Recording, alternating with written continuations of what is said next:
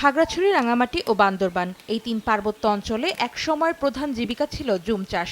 সময়ের বিবর্তনে গড়ে উঠছে আম, লিচু সহ দেশি বিদেশি ফলের বাগান। আর এসব বাগান কাজে লাগিয়ে গোলমরিচ চাষের মাধ্যমে বাড়তি আয়ের সুযোগ তৈরি করেছেন স্থানীয়রা।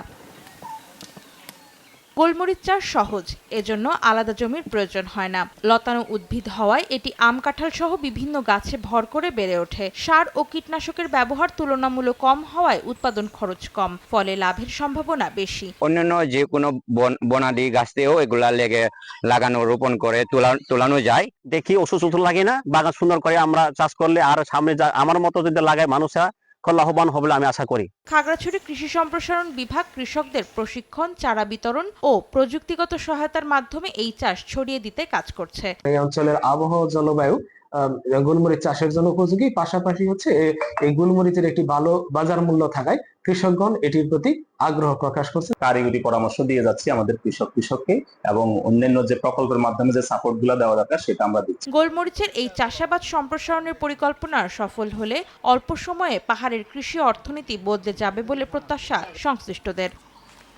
সময় সংবাদ, খাগড়াছড়ি।